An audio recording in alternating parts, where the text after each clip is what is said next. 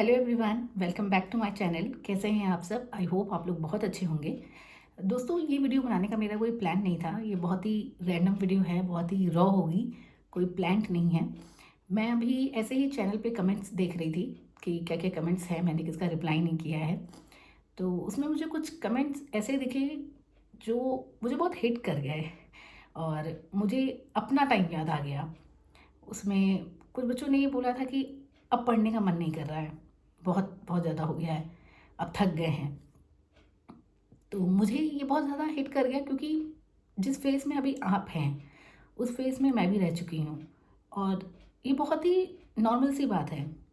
देखिए, जो ये बैंक एग्ज़ाम्स अभी आप दे रहे हैं, ये पूरे एक साथ होते हैं। जैसे अभी आप क्या कर रहे हैं, एसबीआई दिया होगा, आईबीपीएस दिया होगा, इंश्योरेंस की हो सकता है बीच में कोई एग्ज़ाम दिए हों। तो आरआरबी उसमें बहुत लास्ट में होता है, सबसे लास्ट ही बचता है समझ लीजिए। तो क्या होता है ना, आरआरबी के एग्ज़ाम आते आते तक एक अलग सी थकान हो जाती है दिमाग में। ऐसा लगता है कि कब से पेपर दिए जा रहे हैं, बस पता नहीं कब होगा।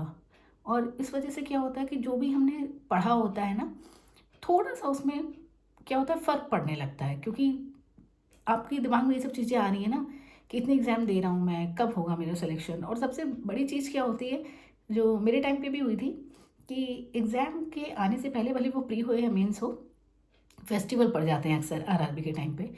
तो थोड़ा-सा और ये चीज़ मन में फ़ील होने लगती है कि फेस्टिवल कब अच्छे बनेंगे मेरे।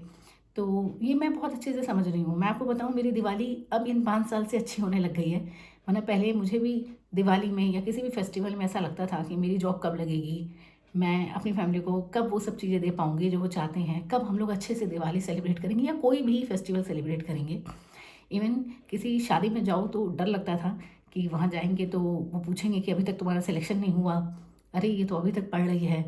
और बीइंग अ गर्ल, ये चीज़ बहुत ज़्यादा आ जाती है क्योंकि फिर ये दिखाने लगते हैं कि हाँ, एज हो गई है, अब तो इसकी शादी करनी है। अभी तक ये पढ़ाई ही कर रही है, तो फिर इसकी शादी कब करेंगे? बहुत सारी चीज़ें दिमाग में आती थी। इसलिए मैंने क्या करा था कि बहुत सारे फंक्शंस में तो जाना ही बंद कर दिया था कि जाऊँगी तो वहाँ पे लोग पूछेंगे और फिर बुरा लगता था। जितना भी आप कह लो ना कि हाँ, मुझे फ़र्क नहीं पड़ता है, लोग क्या सोचते हैं मेरे बारे में, लेकिन कहीं न कहीं वो फ़र्क पड़ता है और जब टाइम ज़्यादा हो जाता है तो फ़र्क ज़्यादा पड़ता है। मैं कभी आप लोगों के साथ शेयर करूँगी अपनी भी स्टोरी। मेरा टाइम आज अच्छा है, हमेशा नहीं था। मैंने आपको जैसे बताया कि मैंने 3 मंथ्स में बैंक एग्ज़ाम क्लियर किया था। मैं बैंक एग्ज़ाम की पहले प्रिपरेशन नहीं कर रही थी। तो मैं पूरी शेयर करूँगी आप लोगों के साथ कभी स्टोरी। पर अभी जो ये बात है कि अब थक गए हैं पढ़ते-पढ़ते, मैं बस इतना कहना चाहूँगी कि देखिए, यहाँ तक आप लोग आ गए हैं, बहुत सारे एग्ज़ाम दिए हैं। अब बस 2-3 महीने और बाकी हैं। कोई भी चीज़ हो, आपने कोई भी डिसाइड किया हो, देखिए इस समय बहुत सारी चीज़ें होती हैं। घर पे फैमिली में बहुत सारे लोग बोलते हैं कि अब बस करो, बहुत तैयारी हो गई है, कुछ बैकअप सोचो।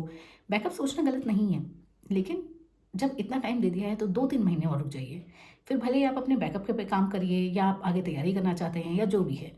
बस मैं इतना कहना चाहती हूँ कि जनवरी-फरवरी तक रुक जाइए। क्लर्क का पेपर होगा, पीओ का होगा, तब तक रुक जाइए। हो सकता है आपका इसी में सिलेक्शन हो जाए, आपकी लाइफ बदल जाए। और नहीं भी हुआ तो उसके बाद सोचिएगा क्या करना है। अभी से कुछ मत सोचिए दिमाग में। अभी उसी तरीके से पढ़ाई करिए जिस तरीके से आप 6 महीने से कर रहे होंगे। इस एग्ज़ाम को अगर आपने एम किया होगा तो आप उसकी तैयारी कब से कर रहे हैं, और अब जब एकदम एग्ज़ाम आने वाला है तो बिल्कुल डिमोटिवेट मत होइए। ठीक है? फेस्टिवल्स आए, गए, सब कुछ है, ठीक है। आपके मन में आ रहा होगा कि कब कब मेरी दिवाली अच्छी होगी, कब मेरी होली अच्छी होगी, होगी। बस थोड़ा-सा टाइम और देना है। आप में से बहुत सारे बच्चे ऐसे होंगे जो शायद कहीं आईआईटी से, एनआईटी से पढ़ के आए हों, पर वो आगे उस फ़ील्ड में नहीं करना चाहते होंगे। वो बैंक एग्ज़ाम की तैयारी कर रहे हैं या उन्होंने एसबीआई का फॉर्म भरा, किसी भी चीज़ का भरा है। तो इस चीज़ को कभी अपने मन में मत आने दीजिए क्योंकि लोग ऐसा कहते हैं कि अरे, तुम तो आईआईटी से पढ़े हो, तुम बैंक की तैयारी कर रहे हो, तुम बैंक एग्ज़ाम दे रहे हो। तो इस चीज़ से क्या करिए ना, डिमोटिवेट मत होइए। आपने जो भी डिसाइड किया है, आपको पता है, आपने डिसाइड अगर किया है तो कुछ सोच के किया होगा ना। आपको लगा होगा कि हाँ, इस फ़ील्ड में मैं ज़्यादा अच्छा कर सकता हूँ, तभी शायद आपने डिसाइड किया होगा। तो अभी आने वाले 2-3 महीने इस बारे में कुछ भी मत सोचिए। लड़कियाँ जो भी हैं, हो सकता है आपके घर में शादी को लेके प्रेशर हो, ऐज को लेके बोला जाता हो, तो आप बस घरवालों से इतना बोलिए कि आप लोगों ने मुझे इतना टाइम दिया है, तो बस मुझे 2-3 महीने और दे दीजिए। और ये 2-3 महीने ऐसे लगिए कि बस इस बार निकल जाए। मैंने जब अपना एग्ज़ाम निकाला था, तो मैंने खुद से यही बोला था कि बस ये 3 महीने, बस ये 3 महीने ही हैं मेरे पास और इसी में मुझे एग्ज़ाम निकालना है। इसके बाद मेरे पास ऑप्शन नहीं है। तो आप लोग को बस दिमाग में इतना ही रखना है, अब थकना नहीं है, हारना नहीं है। यहाँ तक आए हैं तो अब सक्सेस चाहिए ही चाहिए, ठीक है? पढ़ते रहिए, बिल्कुल परेशान मत होइए। आप लोग को कुछ भी दिक्कत हो कमेंट सेक्शन में ज़रूर शेयर करिए, मैं हर बच्चे को रिप्लाई करती हूँ। तो आप बिल्कुल डिमोटिवेट मत होइए, ठीक है?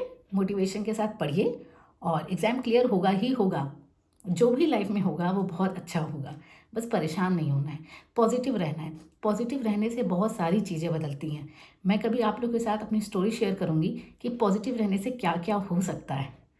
मेरे चैनल पे बने रहिएगा, ठीक है? वीडियो को लाइक करिएगा, चैनल को सब्सक्राइब करिए, शेयर करिए और बेल आइकन को प्रेस करना ना भूलें ताकि मेरी वीडियो आपको टाइम से मिल सके। Thank you so much.